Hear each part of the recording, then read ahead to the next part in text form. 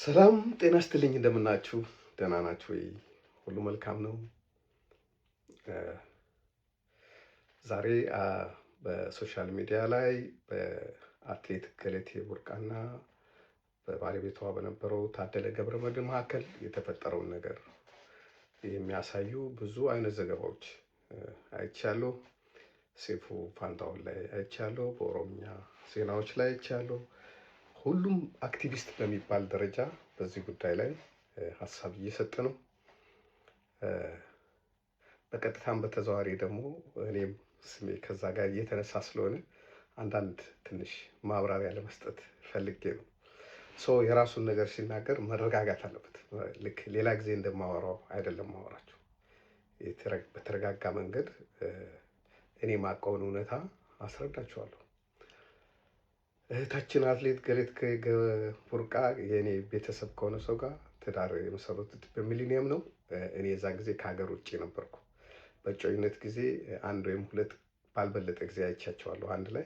ከዛ ውጭ ሲጋቡ እኔ ሀገር ቤት አልነበርኩም እና እንደ ማንኛውም ሰው ተዋደው ተጋብቶ ላይፍ ጀመሩ፣ እየኖሩ ነበረ። በመሀል ደግሞ ያለመግባባቶች ተፈጠሩ። እንደ ሰው እኔም ራሴ አገር ቤት ሄጄ ከአንድም ሁለት ጊዜ ለማስታረቅ ሞክሬያለሁ።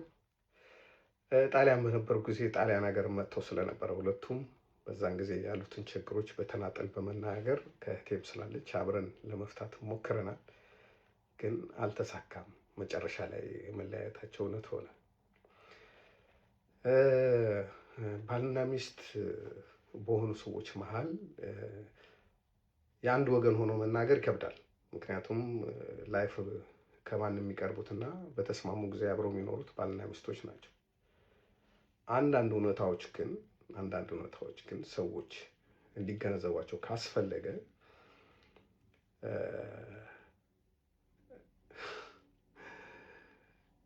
አዎ እሱ ታክሲ ነበር የሚሰራው በፊት ሲገናኙ።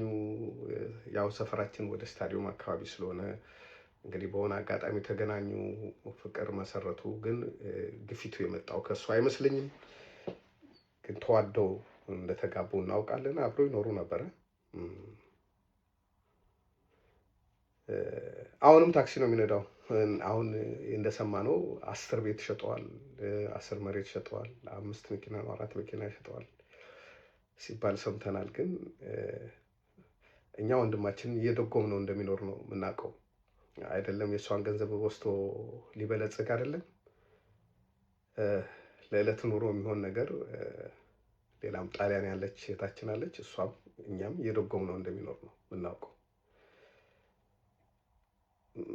አዎ ጀግና አትሌት ነች። ግን ሰው የአደባባይና የቤት ባህሪው አንድ አይደለም። እኔ በሶሻል ሚዲያ እንደምታዩኝ ላልሆን እችላለሁ።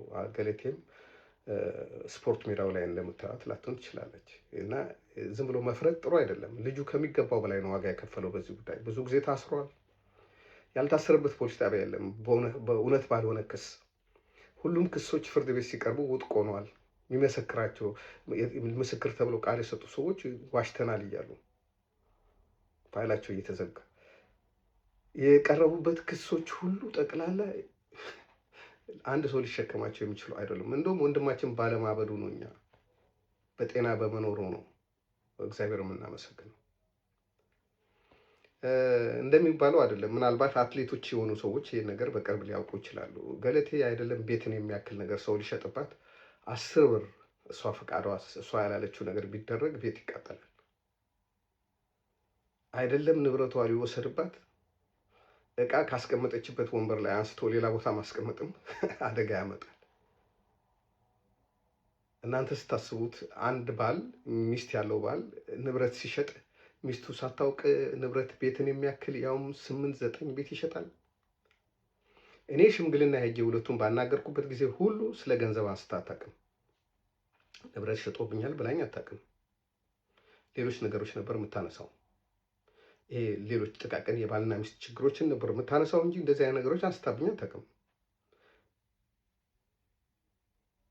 የተሸጠም ከሆነ ከሸጡ በጋብቻ ላይ አብረው በነበሩ ጊዜ እሷ ሄዳ ገበያ ቆማ ካልሸጠች እሱ ከሸጠ ገንዘቡ እሷ ጋር ነው የሚገባው። እኛ የምናውቀው የነበረው ይህንን ነው። ወንድማችን እንደውም ሾርቴጅ እንደነበረበት ነው የምናውቀው አብሮን በነበረ ጊዜ። ምክንያቱም ከባድ ህይወት ነው ያሳለፈው። ከባድ ህይወት ነው ያሳለፈው። ጠዋት ከእሷ ጋር ሌሊት ተነስቶ ወይ 3 ሰዓት ሊሆን ይችላል 2 ሰዓት ትሬኒንግ አብሮ ነው የሚሄደው። የግድ ሴት ልጅ ብቻዋን አይደለም፣ አብሯት ይሮጣል። ያን ጊዜ እሷ መኪና አትነዳም። መኪና የሚነዳው እሱ ነው። ይዟት ይሄዳል ትሬኒንግ ቦታ። ከትሬኒንግ ይመልሳታል። እረፍት ስታደርግ እዛ ይጠብቃታል። ከዛ በኋላ ደግሞ የምትሄድበት ይወስዳታል። ሙሉ ነገሩ እናቱን ለማግኘት እንኳ በቂ ጊዜ የለውም። ስለዚህ አብሮ ነው። እሱም ስፖርተኛ ነው፣ ስፖርተኛ ነበረ። በፊትም ከበፊት ጀምሮ ስፖርተኛ ነበር። አብሮ ነበር የሚሰሩት። በኋላ ግን እንግዲህ አልተስማሙም። እንደ ማንኛውም ባልና ሚስት ለህይወት አደጋ የሚፈጥር ሆኖ ተገኘ። እሱ የጤና ችግር ገጠመው። በዚህ ምክንያት እሷ እንዳለችው ጸበል እስከመሄድ ድረስ ደረሰ። መጨረሻ ሁሉም ሰው ሞከረ። በእሷ በኩል ላይ ያሉ ሰዎችም በእኛ በኩል ያለው ሰው መቼም ትዳር ይለይ እንኳን ገለቴን የሚያክል ሰው ትልቅ ዝና ያለው ሰው ዝምድና ጠልቶ ሰው ልለይ የሚል ሰው የለም። ግን ከባድ ስለሆነ ተለያዩ። ከተለያዩ በኋላ ደግሞ በተለያየ ቦታ ታስሯል፣ ተተኩሶበታል። ከረጅም ጊዜ በፊት ታስታውሱ እንደሆነ ፌስቡክ ላይ ሼር አድርጌው ነበር። መኪናው በጥይት የተበሳሳው እሱ አካሉ ላይ ጉዳት የደረሰበትን የታሰረውን። አዎ የህግ ሰዎች ተበደልኩ ብሎ ክስ ከመጣ ምንም ማድረግ አይችሉም፣ ይቀበላሉ። ግን መጨረሻ ፍርድ ቤት ሲሄድ እውነታው እየተረጋገጠ ነው የሚሄደው። አሁንም ቢሆን ባልና ሚስት ናቸው እንደ ማንኛውም ሰው። መጨረሻ ላይ እሷ እንደምትለው 10 ምናምን የምትለው ነገር አላውቅም። እንደ ባልና ሚስት በጋራ ያፈሩትን ነገር ፍርድ ቤት የመጨረሻ ውሳኔ ወስኗል። ሁሉም መንገድ ሄደው ያሉት 7 እና 8 ዓመት በክርክር ነው የቆዩት። የሽምግልና ተሞክሯል። የፍርድ ቤት ጉዳዮች በተለያዩ ፍርድ ቤቶች ከታችኛው ፍርድ ቤት እስከ ላይኛው ፍርድ ቤት ድረስ ታይቷል። እና እሱ ምን ስለሆነ ነው እሷ ለሱ የሚፈርዱለት? እሱስ ቢሆን ደስተኛ ሆኖ ነው የተፈረደውን ነገር አይደለም። ግን ፍርድ ከተሰጠ ፍርድ ተሰጠ ነው እንጂ አንድ ሰው በአንድ ሀገር የሚኖር ሰው የሆነ ሰው አትሌት ስለሆነ፣ የሆነ ሰው አናጢ ስለሆነ፣ የሆነ ሰው ገበሬ ስለሆነ፣ የሆነ ሰው ፓይለት ስለሆነ ህግ እኮ አይቀየርም። የተሰራ ወንጀል ካለ በወንጀሉ ይጠየቃል ሰው እንጂ ሁሉም ነገር ተሞከረ፣ ተከሰሰ፣ ታየ፣ ምን ተባለ፣ ሰውየው ጥፋተኛ ሆኖ አልተገኘም። ግን ብዙ ዋጋ ከፍሏል። አሁን የሚኖረው ኑሮም ከኑሮ በታች የሆነ ነገር ነው። በጣም በጣም እየተሰቃየ ነው የሚኖረው። አሁን የመጨረሻ ካርድ መዘዘች። አሁን ሶሻል ሚዲያው እየተቀባበለው ነው፣ ሚዲያው እየተቀባበለው። ያ ሰው ዜጋ አይደለም እንዴ?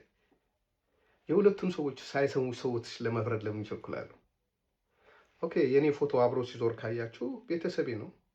እናንተ ከቤተሰባችሁ ጋር ፎቶ እንደምትነሱት ነው እኔም የተነሳሁት። ዲቴል ስለማልናገር ነው እንጂ ብዙ ነገር አውቃለሁ። እናንተ ትንሽ ነው የምታውቁት። እሷም እንደ ቤተሰቤ ነው የምቆጥራት። ክብሯን ሞራሏን የሚነካ ነገር መናገር አልፈልግም። ግን እንደሚባለው አይደለም፣ እውነታው ይሄ አይደለም። ሁሉም ነገር በጫማ ውስጥ አስገብተን ራሳችንን ማየት አለብን። ሌሎች ባልና ሚስት ሲፋቱ ፍርድ ቤት አይሄዱም እንዴ ለንብረት? የእነሱ ምን ልዩነት አለው? እና ዜጎች እኩል እንደሆኑ ማሰብ መልካም ይመስለኛል። ስላዳመጣችሁኝ አመሰግናለሁ። ይቅርታ ፈልጌ አይደለም፣ በጣም ፑሽ ስለተደረግኩ ነው የተናገርኩት።